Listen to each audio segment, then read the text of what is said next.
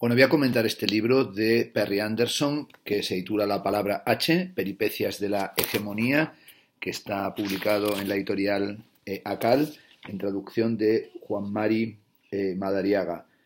publicado originalmente en la editorial Verso en el año 2017 y traducido en el 2018. Bueno,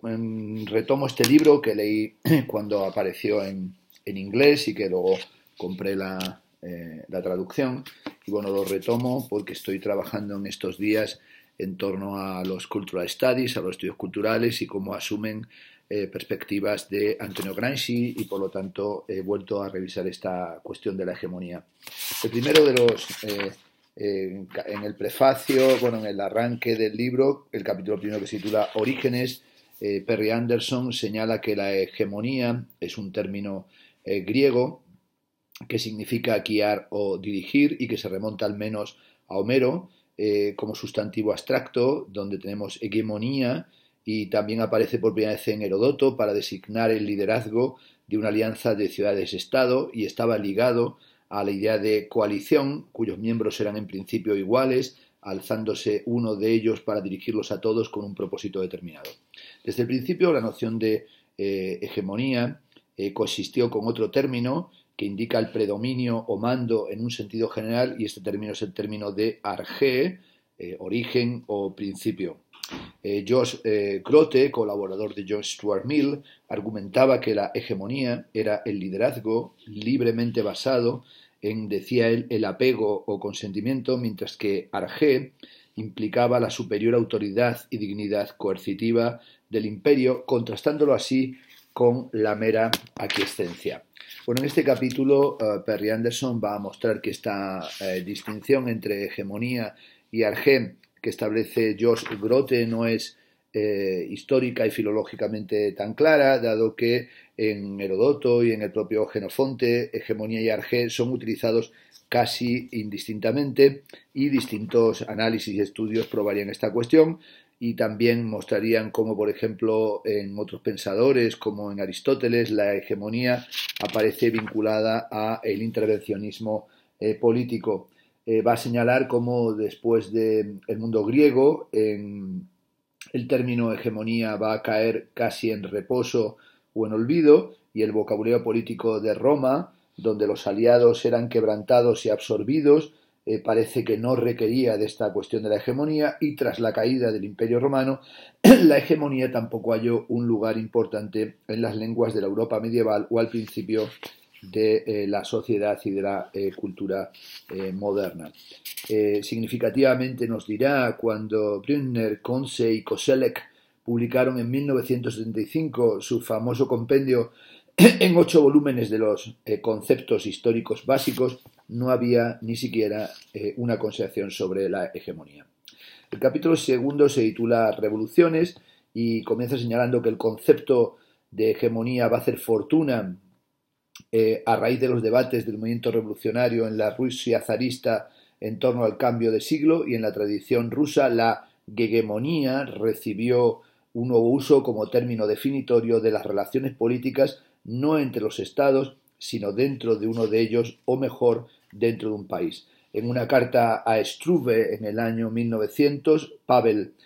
Acerlot acuñó ese nuevo uso para distinguirlo específicamente de la oposición socialdemócrata de otras posiciones democráticas, pero también la relación con la autocracia de los Romanov. Así decía: mantengo que sobre la fortaleza de la posición histórica de nuestro proletariado, la socialdemocracia rusa puede ganar la hegemonía en la lucha por el absolutismo. La hegemonía no era un término aleatorio para esta tarea, ya que solo la podía llevar a cabo si lograba unir a todos los sectores oprimidos de la población bajo una única dirección. En este capítulo, evidentemente, analiza el papel que tiene la cuestión de la hegemonía en el pensamiento y en la práctica política de Lenin, y sobre todo en un texto como ¿Qué hacer?, y también qué papel tiene la relación entre hegemonía,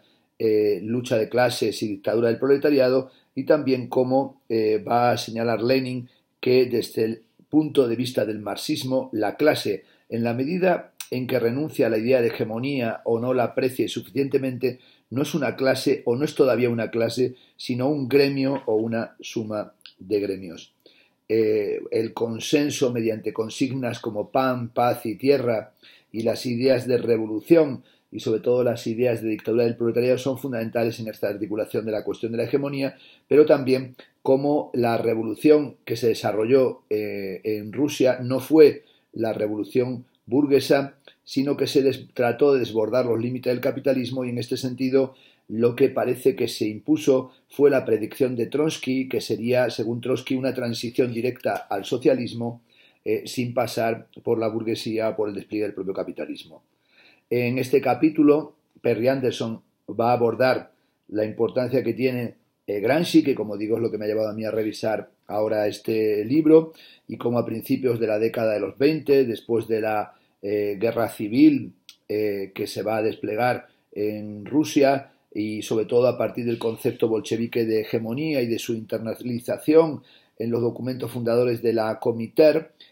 va a aparecer este filósofo, este joven líder comunista italiano, Antonio Gramsci, que va a ser enviado por el Partido Comunista Italiano a Moscú. Cuando vuelve a Italia, lo que va a encontrar en Italia no es la revolución socialista ni la revolución leninista que él pensaba que se podía desplegar en Italia, sino la contrarrevolución fascista que va a permitir la instalación en el poder de Benito Mussolini. Gramsci va a plantear expresamente lo que él llama la hegemonía del proletariado como el objetivo estratégico de ganar a la mayoría del campesinado para la causa de la clase obrera y de su partido. Hay que recordar las tomas de las fábricas y las huelgas en el norte del país, en Italia, y cómo las oligarquías y los empresarios lo que van a hacer va a ser captar al campesinado del sur para sustituir a los obreros que se encontraban en huelga. Gramsci va a ser llevado a prisión por los fascistas y allí va a escribir sus míticos cuadernos de la cárcel, donde va a establecer una impresionante reflexión de carácter político y sobre todo va a desplegar esta cuestión de la hegemonía. Hablaba de un tipo, cuando mencionaba la hegemonía, de consentimiento completamente diferente al que estaba en juego en los debates rusos. No se trataba para Gramsci de la adhesión de aliados en una causa común, sino la sumisión de adversarios a un orden enemigo. En los cuadernos de la cárcel de Gramsci, la hegemonía adquiere así dos ampliaciones de significado en tensión mutua. Ahora incluía tanto la obtención por los gobernantes del consentimiento de los gobernados como la aplicación de la coerción necesaria para hacer cumplir las órdenes. Esta es una cuestión muy importante en el caso de Gramsci, es decir, ese consentimiento que tiene que ver también con, podríamos decir nosotros, una interpelación, una seducción, un dominio de carácter ideológico, pero también la coerción que permite que se cumplan las órdenes. La intención de Gramsci era conjugar las dos, pero las notas de la cárcel, con su carácter fragmentario y exploratorio, mantienen ciertas incoherencias o no despliegan totalmente esta cuestión. En muchas de ellas la hegemonía no contemplaba el uso de la fuerza, sino que de acuerdo con la fuente rusa de su pensamiento se contraponía a él. En el dominio ideológico, apuntaba Gramsci, debe proponer un conjunto de descripciones del mundo y los valores que lo presidan, que en gran medida son interiorizados, son asumidos por los que quedan bajo su influencia. El papel que también le interesaba a Gramsci era el papel de los intelectuales, de las élites culturalmente bien formadas y bien asentadas en la difusión de sus ideas y de sus teorías y posicionamientos a las clases subordinadas. También le preocupaba la densidad de las asociaciones voluntarias en la sociedad civil, es decir, la esfera pública, los periódicos, las revistas, las escuelas, los clubs, los partidos, las iglesias, que difunden de una manera u otra la perspectiva del capital. Desde un principio había insistido en que una clase puede, y no solamente puede, sino que debe liderar incluso antes de asumir el poder. Cuando está en el poder se convierte en dominante, pero sigue siendo sobre todo una cuestión de liderazgo. En este sentido, en Gramsci es fundamental el llamamiento a lo que va a llamar una revolución cultural basada en el desarrollo de las cooperativas en el campo, justo lo contrario de la colectivización forzosa que iba a golpear al campesinado al final de la década de los 20, liquidando cualquier vestigio de la hegemonía del proletariado. La preocupación de Gramsci por las especificidades de Occidente quedará ensombrecida por la ansiedad que va a producir sobre él el conocimiento de lo que está sucediendo en la Unión Soviética. Pero él va a insistir constantemente en la cuestión del consenso y nunca renunció, dice Perry Anderson en la página 33, a su creencia de que para una comprensión más profunda de la hegemonía, la coerción no podía divorciarse del consentimiento ni la ascendencia cultural de la capacidad de represión. Toda lucha política, va a decir Gramsci, tiene siempre un sustrato militar. La hegemonía era, por tanto, en Gramsci polivalente,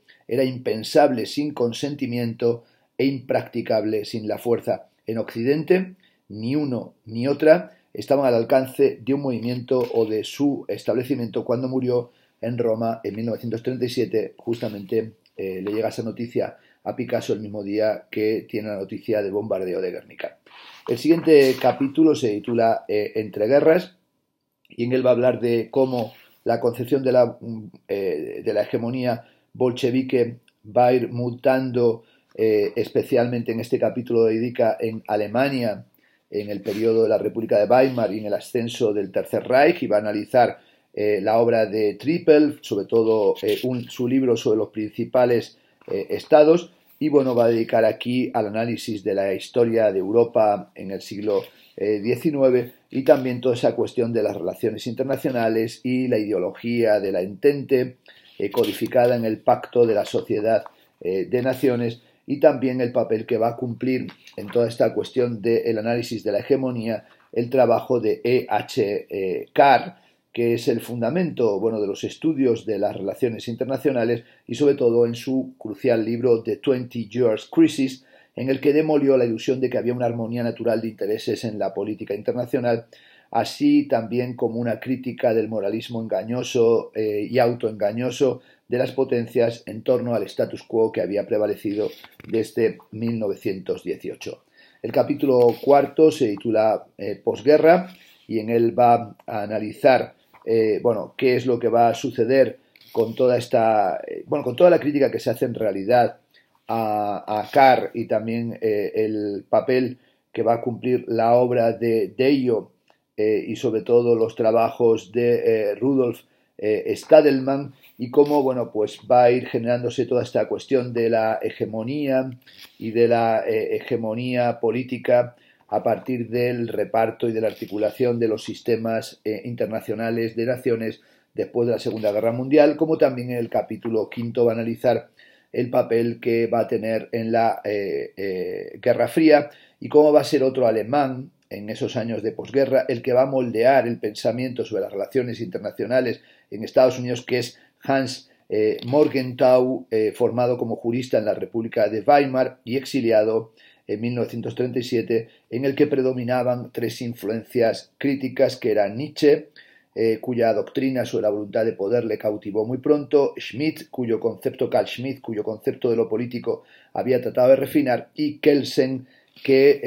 era también una fuente fundamental de su pensamiento, especialmente en su primer libro publicado en América, que se titula Scientific Man and Power Politics, hombre científico versus hombre político, publicado en el año 1946. Como contrapunto a Morgenthau se produjo un intento de teorización sistemática de la naturaleza de las relaciones internacionales por parte de otro europeo durante su estancia en Harvard, y es sobre todo ese gran libro de Raymond Aron, que es esa obra desmesurada Paix et Guerre entre les Nations, Paz y Guerra entre las Naciones, del año 1962, en el que Raymond Aron trata de combinar un estatuto epistemológico, sociología, historia, moralidad, creando un tratado que verdaderamente es un tratado que va a hacer época. El capítulo sexto del libro de Perry Anderson se titula Americana, y sobre todo va a señalar que se abre un nuevo periodo a partir del año 1973, poco después de que Aron terminara su texto sobre la República Imperial, y que va a alterar las coordenadas. Se va a producir el final de Bretton Woods, es decir, el final de la relación entre el dólar y el patrón oro, la derrota de Vietnam y el embargo y la crisis petrolífera, y también se va a producir una enorme agitación política interna en los Estados Unidos que van a hacer que se cambie una especie de configuración ideológica del momento, y por primera vez la hegemonía va a convertirse en un tema central de debate en los Estados Unidos. Va a ser analizando toda esa cuestión del papel de la hegemonía en los Estados Unidos, cuando también llegue a plantear esa cuestión de cómo se plantea una especie de enorme fundido en negro en el que los debates estadounidenses de la década de los 70 sobre la estabilidad hegemónica y la teoría del régimen se van a desarrollar sobre un vast close sin tener en cuenta lo que entonces ya era la dimensión internacional del legado de Gramsci. En Italia, Gramsci había descrito un arco que está marcado, señala Anderson, por la evolución del PC, del Partido Comunista Italiano. Sus cuadernos de notas fueron trasladados tras su muerte por Tatiana Schutt a Moscú, donde fueron devueltos a Italia por Trogliati, quien lo había sucedido como líder del partido, y sobre todo estos cuadernos van a suscitar un enorme fervor intelectual. El PC va a sacar provecho de estos textos y sobre todo, editándolos y quitando algunas críticas que hacía Gramsci a la generación de Lenin, pero también los análisis que hacía sobre Rosa Luxemburgo, sobre Trotsky o sobre Bordiga. La primera publicación de los cuaderni di carcere, de los cuadernos de la cárcel de Gramsci, se produjo entre 1948 y 1951 y fue, como digo, una versión expurgada. Pero sirvieron para que el PC tuviera un gran prestigio y atrayera a muchos de los intelectuales de la época, dándole una posición realmente vertebral en Italia, pero también siendo un partido referencial en el contexto occidental. Gramsci parecía que servía para crear una síntesis unitaria de historia y estrategia, aunque, como aquí analiza Perry Anderson, la propia dinámica del Partido Comunista y sus coaliciones a partir del final de la Segunda Guerra Mundial con la democracia cristiana van a marcar también el decurso del propio PC y también toda esa llegada de lo que se va a llamar el eurocomunismo. El PC, dice Anderson, no sacó nada en claro de estas alianzas. En realidad lo que le supuso es que fue perdiendo progresivamente los votos y aquel momento en que el Partido Comunista Italiano estuvo a punto de convertirse en la principal fuerza política en Italia, fue evidentemente declinando. También nos muestra que hay un declinar del interés y de la atención que se le va a prestar al pensamiento gramsciano y sobre todo cómo la concepción estratégica y la noción de hegemonía parece que van a ir perdiendo importancia, pero lo que sí es cierto es que se sigue manteniendo la importancia de una serie de conceptos interconectados como eran guerra de posiciones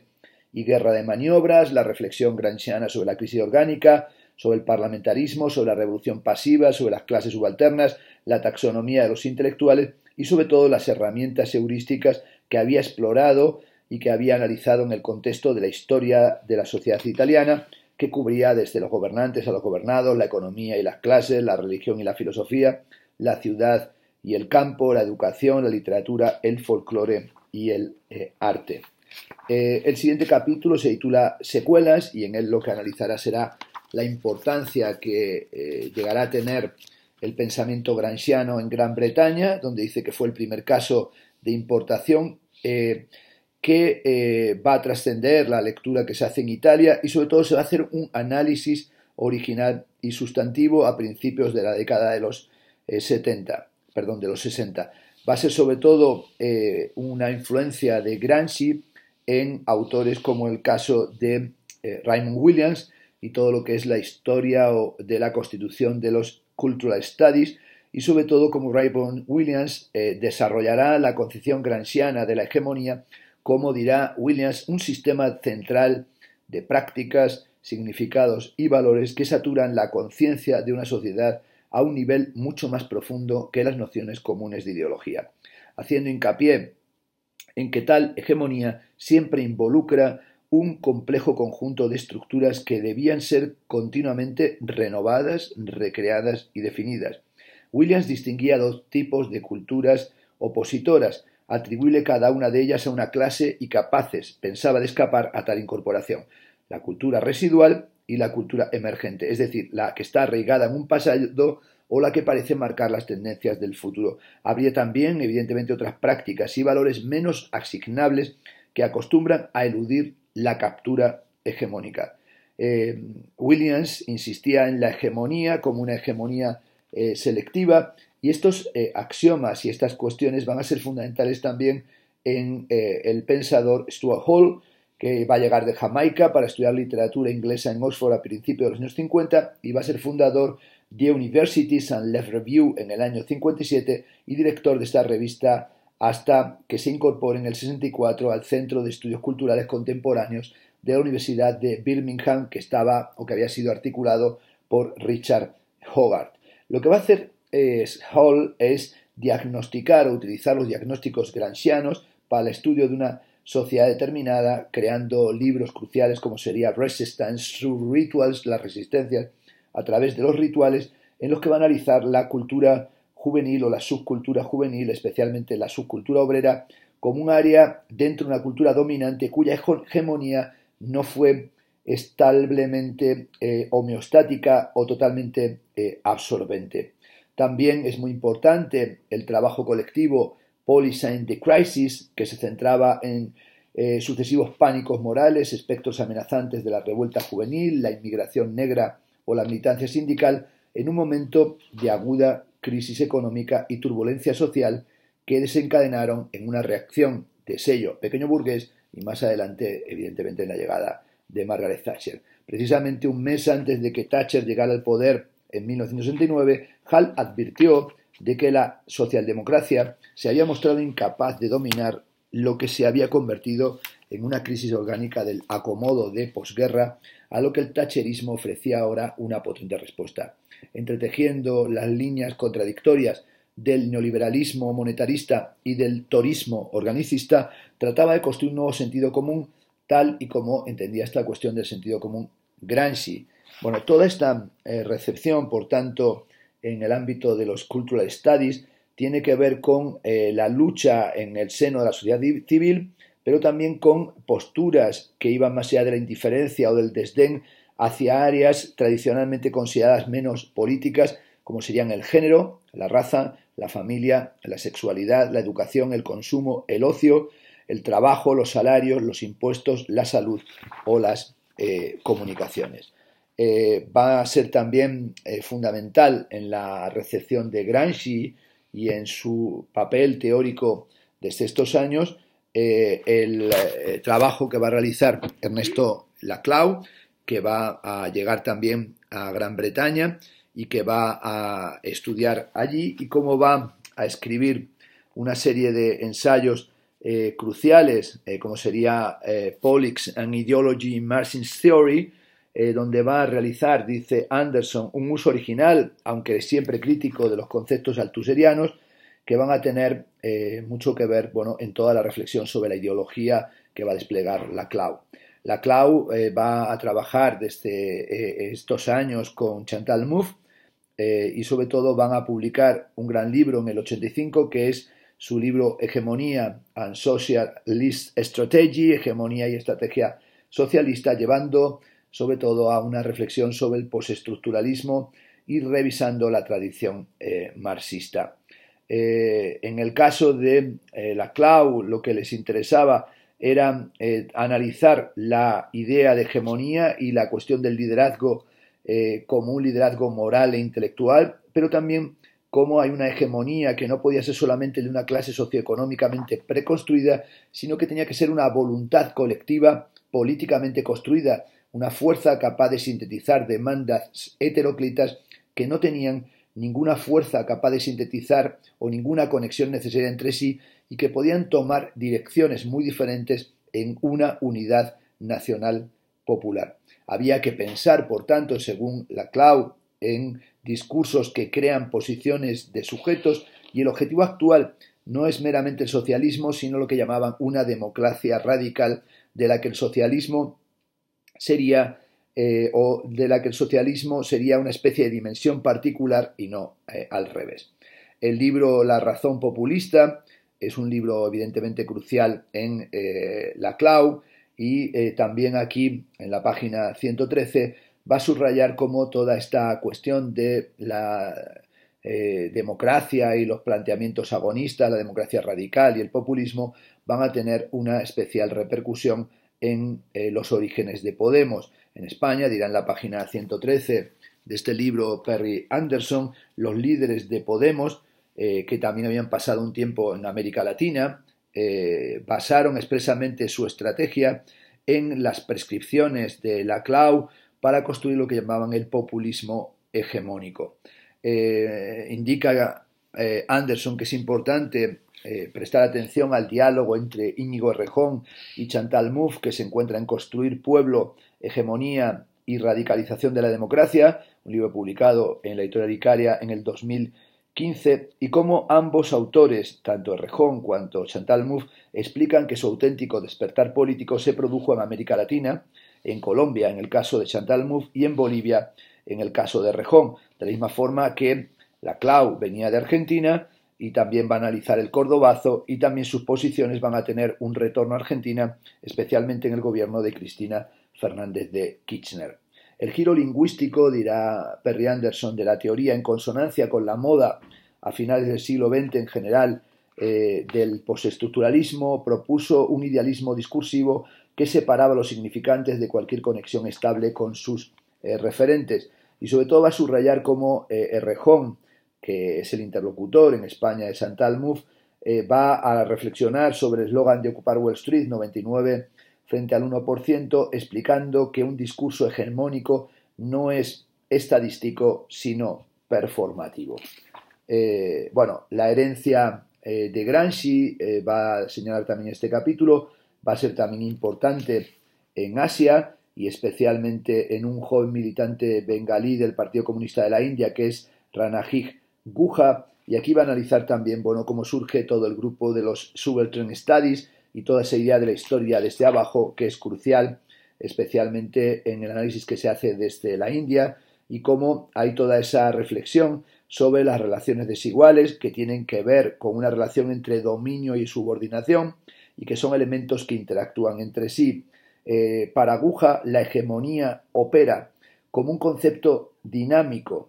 y mantiene siempre hasta la estructura más persuasiva de dominio necesariamente abierta a la resistencia. En este capítulo también va a analizar la obra de Giovanni Arrighi, que va a, analista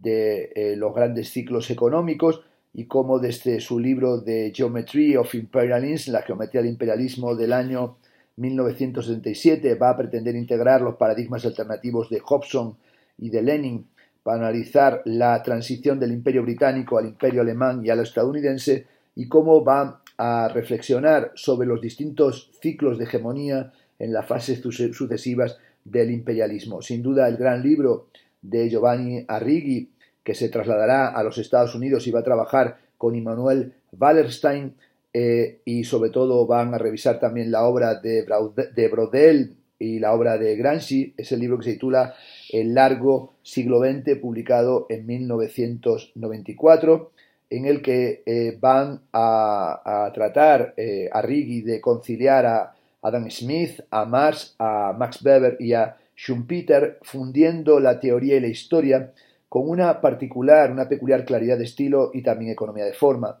Para Arrighi, como para Gramsci, la hegemonía combinaba la fuerza y el consentimiento. La hegemonía era el poder adicional que un grupo dominante tiene en virtud de su capacidad para situar en un plano universal todas las cuestiones en torno a lo que puede haber de conflictivo. Tras el marco analítico de la sucesión de hegemonías mundiales históricas rastreadas en el largo siglo XX, Arrighi se va a dedicar también a analizar el papel que tiene el ascenso de la economía y de la cultura asiática en su libro Adam Smith en Pekín. Estos libros están publicados en la colección ACAL, y va a analizar la República Popular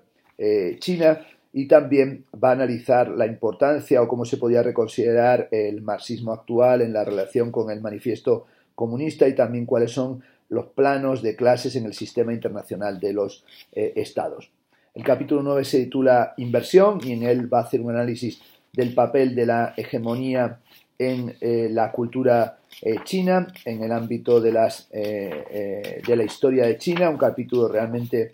muy brillante y, como siempre en el caso de Anderson, muy iluminador, pero sobre todo también nos va a mostrar cómo se produce todo ese corte transversal y ese cambio, digamos, de la geopolítica y de la geoestrategia. Un teórico como Wang Wei, en su texto Depoliticized Politics from East to West, publicado en New Left Review en el año 2000, 6. Señalará que las expresiones más directas del aparato ideológico del mercado son los medios de comunicación de masas, la publicidad y el mundo de las compras. Estos mecanismos no solo son comerciales, sino también ideológicos, y su mayor poder reside en su apelación al sentido común, a las necesidades corrientes que convierten a la gente en consumidores que siguen voluntariamente la lógica del mercado en su vida cotidiana. Aquí se señala el consumismo como una pieza clave de la hegemonía global del capital. El capítulo 9 se titula Perduración o decadencia, y en él, analiza cómo se está produciendo toda esa cuestión de la hegemonía tras el atentado del 11S y el despliegue del imperio, y lo que ha sido la administración americana desde ese momento, y cómo Bush va a crear o va a intentar crear un poder unipolar estadounidense como una hegemonía no liberal, creyendo que se podría mantener una frontera, pero también una frontera de carácter militar político. Y también presta atención al libro Colossus de Niall Ferguson, cómo va a construir todo ese mundo de una hegemonía también basada en la llamada guerra contra el terrorismo. En la página 185 se plantea la cuestión de si no tiene implicaciones para el ejercicio de la autoridad imperial al estilo posmoderno el enorme aumento de las diferencias de poder dentro de la jerarquía de los estados a finales del siglo XX y principios del XXI,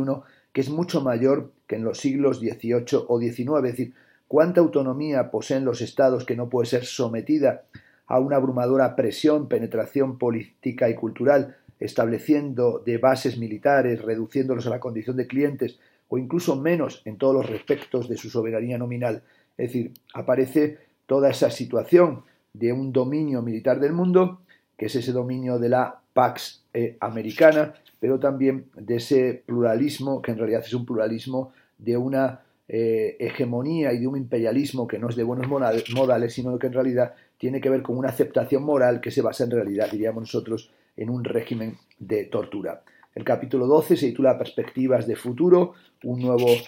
aspirante, y sobre todo, aquí trata de pensar cuáles las cuestiones del liderazgo que se están estableciendo, especialmente desde Alemania, y qué es lo que sucede en la Unión Europea, y cómo, pues estamos casi en un momento poshistoricista en el que vuelven de la mano de Fukuyama Koyev, pero también es muy difícil saber cuál va a ser la hegemonía que se construya en el ámbito de la Unión Europea. Y por último, el capítulo de conclusiones, en el que parte del libro The Tragedy of Great Power Politics de John Mearsheimer, que definió el hegemon como un estado tan poderoso que domina a todos los demás estados del sistema, y también habla de cómo todo este intento de construir una democracia multiétnica en Oriente Medio ha fracasado. Es decir, toda la guerra contra el terrorismo lo que ha generado es más terrorismo.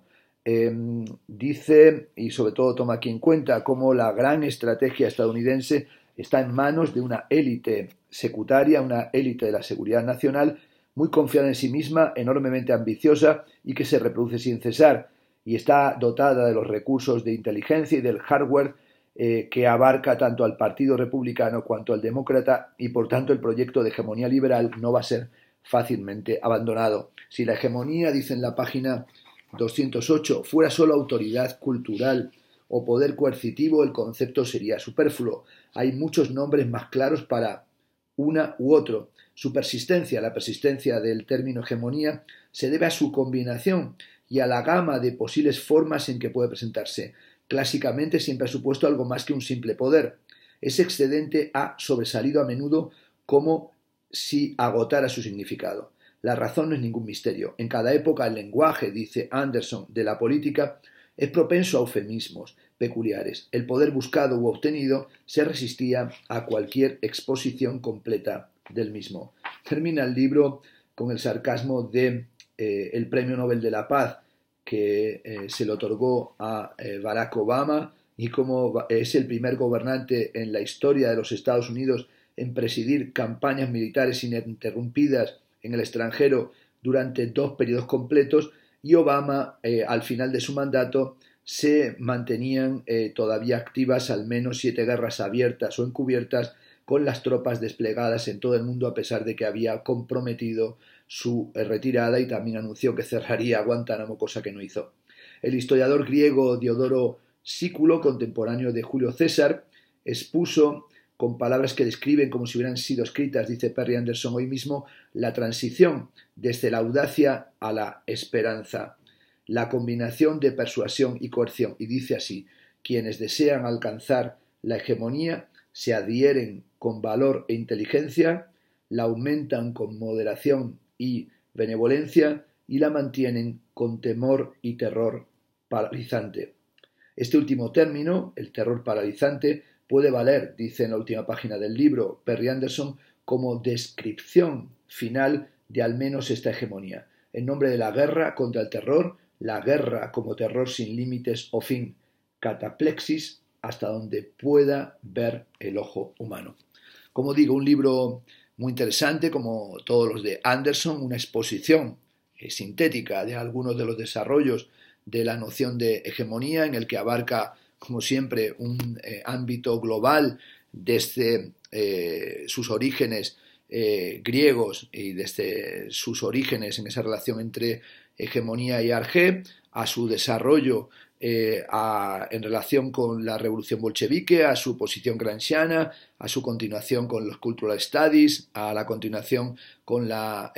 cuestión del populismo en Laclau y el antagonismo y el agonismo en Chantal Mouffe, y a los modos y las maneras en los que los sistemas políticos y las relaciones geopolíticas interestatales han ido configurando un mundo en el que esta coerción y este consentimiento sin duda caracterizan las formas en las que vivimos.